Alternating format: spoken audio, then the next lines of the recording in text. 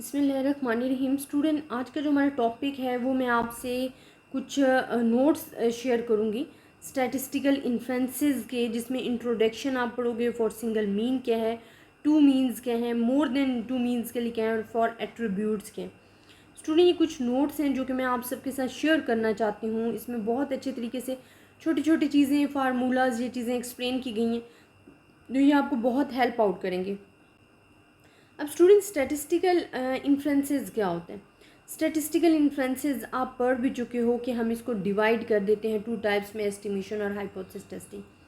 Statistical inferences basically आप मफरूज़ात को कह रहे होते हो। आप कहते हो कि जो स्टैटिस्टिकल इन्फ्रेंसेस है वो is the process of reaching conclusion about parameter characteristic of entire population using statistic data from the subset sample of that population. आपने स्टैटिस्टिकल इन्फ्रेंसेस पढ़ा कि स्टैटिस्टिकल इन्फ्रेंसेस क्या होते हैं, जिसमें हम अपने जो इन्फ्रेंसेस हैं उनको बना रहे होते हैं, और वो टू टाइप्स में डिवाइड हो रहा होता है। एक आपके पास एस्टिमेशन होता है और एक आपके पास क्या होता है, एस्टिमेशन होता है, एक टेस्टिंग ऑफ हाइपोथेसिस होता है। एस्टिमेशन बेसिकली आप पढ़ चुके थे कि हमारे पास एस्टिमेटर के ज़रिए जो हम एक single unique value estimate find करते हैं, उस प्रोसेस को हम एस्टिमेशन कहते हैं। और टेस्टिंग ऑफ हाइपोथेसिस आपने पढ़ा था कि हमारे पास एक स्टेटमेंट होती है जिसे हम एक्सेप्ट या रिजेक्ट कर रहे होते हैं। स्टैटिस्टिक और पैरामीटर में क्या फ़र्क है स्टूडेंट? स्टैटिस्टिक अगर रिजल्ट ऑब्टेन कर रहे हो फ्रॉम द सैम्पल से तो that is called statistic, and अगर रिजल्ट ऑब्टेन कर रहे हो from the population that is the parameter. And ये आपको कुछ इन्फॉर्मेशन गिवन है, आप यहाँ से नोट डाउन कर सकते हो।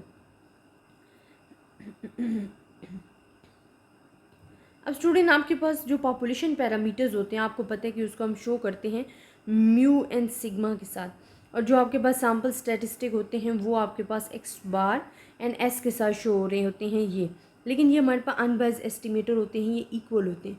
तो अगर आपको कहा जाता है कि जो सैम्पल स्टैटिस्टिक है वो आपके पास क्या हैं, तो वो एक्स बार और एस स्क्वायर होते हैं, और जो आपके पास पैरामीटर्स होते हैं पॉपुलेशन पैरामीटर्स वो आपके पास म्यू एंड सिग्मा स्क्वायर होते हैं।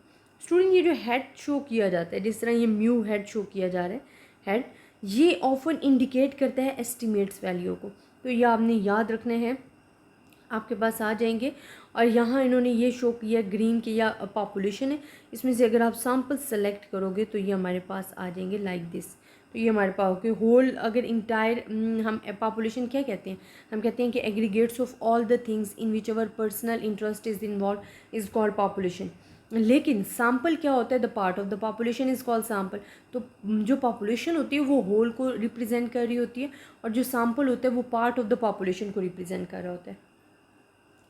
एस्टिमेशन, जैसे कि मैंने आपको कहा, जो स्टैटिस्टिकल इन्फ्रेंसेस हैं वो डिवाइड हो जाता है टू टाइप्स में, एक होता है एस्टिमेशन, एक होता है हमारे पास टेस्टिंग ऑफ हाइपोथेसिस। अब एस्टिमेशन आपके पास क्या होता है कि there are the two types of estimation and testing of hypothesis है। एस्टिमेशन इज़ इंट्रोड्यूस, फर्स्ट हम करेंगे। तो एस्टिमेशन मैंने आपको बताया था कि जो एस्टिमेटर होता है वो फार्मूला होता है, और एस्टिमेटर के ज़रिए जो हम एस्टिमेट फाइंड करते हैं उसको हम, उस प्रोसेस को हम कहते हैं एस्टिमेशन। तो ये स्टूडेंट्स आपको डेफिनेशंस गिवन हैं, आपने यहाँ से याद कर लेनी है, या आपको इजी एंड सिंपल नोट्स बना के दिए गए तो आपने इसको फॉलो करना है। एस्टिमेशन हमारे पास वही चीज़ बता रहे हैं। फिर एस्टिमेशंस को हम फर्दर एस्टिमेट को जो हमारे पास होता है उसको टू टाइप्स में डिवाइड करते हैं। एक होता है पॉइंट एस्टिमेटर, हम टू टाइप्स ऑफ एस्टिमेटर होती है। एस्टिमेटर बेसिकली फार्मूला होता है, इसको हम फर्दर टू टाइप्स में डिवाइड कर रहे होते हैं। एक होता है पॉइंट एस्टिमेटर, एक होता है इंटरवल एस्टिमेटर। पॉइंट एस्टिमेटर आपके पास क्या होता है स्टूडेंट, जो पॉइंट टू पॉइंट बात करता है, ठीक है, आपको one value, single value represent कर रहा होता है। इंटरवल एस्टिमेट में आपको range of the values given होती है। अगर सिंगल वैल्यू गिवन है, जैसे कि ये शो कर रहे हैं, या आपको सिंगल वैल्यू गिवन है तो ये पॉइंट एस्टिमेटर। लेकिन अगर सम टू रेंज गिवन है, ये लोअर रेंज गिवन है, अपर रेंज गिवन है, तो फिर आपके पास इंटरवल एस्टिमेटर आ जाता है। पॉइंट एस्टिमेटर के बारे में कुछ ये नोट्स गिवन है, आप इसको नोट डाउन कर लो, क्योंकि ये ऑलरेडी मैं आपको तमाम चीज़ें स्टूडेंट्स पढ़ा चुकी हूँ। ये सिर्फ और सिर्फ बताने का मकसद ये है कि आप ज़्यादा से ज़्यादा जो है मटेरियल इकट्ठा कर सको। तो पॉइंट एस्टिमेटर आपके पास सिंगल वैल्यू होती है, जो कि आपके सिंगल वैल्यू और पॉइंट होते हैं जो कि रिप्रेजेंट कर रहे होते हैं होल पॉपुलेशन को। इंटरवल एस्टिमेट क्या होता है स्टूडेंट, जहाँ आपको range of the values given हो जाती हैं, जिसमें आपको lower and upper range given हो जाती है कि जो ट्रू वैल्यू है वो लाई करेगी इन दो रेंज के दरमियान, वैल्यूओं के दरमियान, तो उसको हम कहते हैं interval estimator.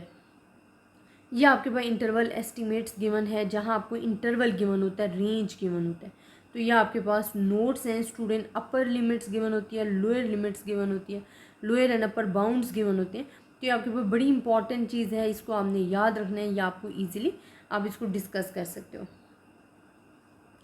Point and interval estimate के बारे में बताया कि जिस तरह हम एक्स बार अगर फाइंड करते हैं तो it's represent the single value, तो वो हमारे पास क्या कहेगा, पॉइंट एस्टिमेट कहलाएगा। और अगर हमें हम रेंज ऑफ द वैल्यू दे रहे हैं तो इंटरवल एस्टिमेट है। टेस्टिंग ऑफ हाइपोथेसिस, जो कि स्टैटिस्टिकल इन्फ्रेंसेस को डिवाइड करते हुए हम फाइंड करते हैं। तो टेस्टिंग ऑफ हाइपोथेसिस बेसिकली हम क्या पढ़ चुके हैं कि हमारे पास एक स्टेटमेंट होती है विच मे और मे नॉट बी ट्रू, जो ज़रूरी नहीं है कि आपके पास ट्रू ही होगी, विच मे और मे नॉट बी ट्रू। उस स्टेटमेंट को चेक करने के लिए हम क्या करते हैं कि अपनी पॉपुलेशन से इंफॉर्मेशन लेते हैं, पॉपुलेशन से सैम्पल कलेक्ट करते हैं और उसकी इंफॉर्मेशन की बेस पे हम डिसाइड करते हैं कि क्या हमारे पास जो स्टेटमेंट हमें गिवन है उसको हमने एक्सेप्ट करना चाहिए, रिजेक्ट करना चाहिए। यही चीज़ आपको डेफिनेशन में लिखी गई है कि a procedure which enables us to decide on the basis of information obtained from the sample taken from the population whether to reject and don't reject any specified statement or hypothesis regarding the value of population parameter in a statistical problem is known as the testing of hypothesis. It's a definitions and simple बताई गई है, तो यह आपने याद करनी है या आपको easy अल्फाज में बताया गया। अब स्टूडेंट स्टैटिस्टिकल हाइपोथेसिस जो होते हैं उसमें फर्स्ट स्टेप होता है हाइपोथेसिस बनाना। ये तमाम चीज़ें आपके साथ डिस्कस हो चुकी हैं, सिर्फ और सिर्फ बताने का मकसद ये है कि आपको मटेरियल ज़्यादा से ज़्यादा प्रोवाइड कर सकूँ। नल एंड अल्टरनेटिव हाइपोथेसिस क्या होता है, नल हाइपोथेसिस जो कि आपके H0 से शो कर रहे होते हो, वो हमारे पास क्या होता है, जो स्टेटमेंट आपको ट्रू लग रही होती है आप वो लिखते हो। और हमारे पास अल्टरनेटिव हाइपोथेसिस H1 को कहते हैं और HA से भी इसे रिप्रेजेंट करते हैं, एंड ये इसके अगेंस्ट होती है हमारे पास नल हाइपोथेसिस के। आपके पास जिस तरह ये अगर 2 टेल टेस्ट है तो उसमें आप देखो कि आपको अगर 45 मीन गिवन है तो इक्वल और नॉट इक्वल, ये हमारे पास सिचुएशन होती है इक्वलिटी की। और हमारे पास डिस्ट्रीब्यूशन जो बनती है, ये आप देख सकते हो कि ये डिस्ट्रीब्यूशन बनी हुई है यहाँ से। अब ये हमारे पास जो एरिया है ये एक्सेप्टेंस रीजन है, ये हमारे पास तमाम का तमाम एक्सेप्टेंस रीजन, और ये हमारे पास रिजेक्शन रीजन है, और यहाँ भी हमारे पास रिजेक्शन रीजन है। अगर तो वैल्यूज़ लाई करेंगी इन 2 पॉइंट्स के दरमियान, इट्स मीन कि हम रिजेक्ट कर देंगे, लेकिन अगर वो एक्सेप्टेंस रीजन में लाई कर रही हैं तो हम अपनी वैल्यूज़ को एक्सेप्ट कर लेंगे। फिर ज़रूरी नहीं है कि आपके पास 2 टेल टेस्ट ही होगा, आपके पास 1 टेल टेस्ट भी हो सकते हैं। 1 tail test left sided test होता है, जैसे कि नॉर्मल डिस्ट्रीब्यूशन आपको गिवन होती है, लेकिन जो आपकी वैल्यूज़ होती हैं वो लाई कर रही होती हैं लेफ़्ट साइड पे, क्योंकि वो क्या कह रहे हैं कि म्यू अगर लेस देन 45 मीन से, तो हमारे पास अगर एटलीस्ट का वर्ड आ जाता है, लेस देन का वर्ड आ जाता है, तो आपने इससे नेगेटिव इन्फिनिटी की तरफ लिखना है। आपको पता है कि जो इसकी रेंज होती है वो -इन्फिनिटी टू पॉजिटिव इन्फिनिटी होता है, तो आपने इसे नेगेटिव साइड पे लिखना है। तो ये रिजेक्शन रीजन है, बाकी ये सारा जितना भी है ये एक्सेप्टेंस रीजन को शो कर, और ये रिजेक्शन को। अगर तो वैल्यू आपकी लाई करेगी रिजेक्शन रीजन में तो रिजेक्ट कर देना, अगर एक्सेप्टेंस रीजन में लाई करेगी तो आप एक्सेप्ट कर लोगे। इसी तरह फिर राइट टेल टेस्ट भी हो सकता है, अगर एट मोस्ट का वर्ड आ रहा है, एट मोर का वर्ड आ रहा है, तो आपके पास आ जाती हैं ऐसे वैल्यूज़। अब आपके पास क्या होता है कि ये जो वैल्यूज़ लाई करती हैं नॉर्मल डिस्ट्रीब्यूशन, वो मोर साइड पे करती हैं, पॉजिटिव साइड पे करती हैं, तो हमारे पास ये वैल्यू आ जाती हैं। Then type 1 and type 2 error भी आप ऑलरेडी डिस्कस कर चुके हो स्टूडेंट्स। टाइप 1 एरर आपके पास ये एक टेबल बनाया गया जिसमें आपको बता रहे हैं टाइप 1 एरर आपके पास क्या होता है। टाइप 1 एरर हमारे पास होता है कि जब आपके पास H0 ट्रू हो और आप उसे रिजेक्ट कर देते हो, और टाइप 2 एरर जब आपके पास वो सही हो और आप उसे रॉन्ग कर दो। तो ये स्टूडेंट बड़ी इंपॉर्टेंट नोट्स हैं, इंशाल्लाह नेक्स्ट में मैं आपको मज़ीद शो करूँगी, और अपनी दुआओं में याद रखिएगा। ये तमाम चीज़ें इंशाल्लाह हम नेक्स्ट अपने जो लेक्चर्स हैं उसमें डिस्कस करेंगे।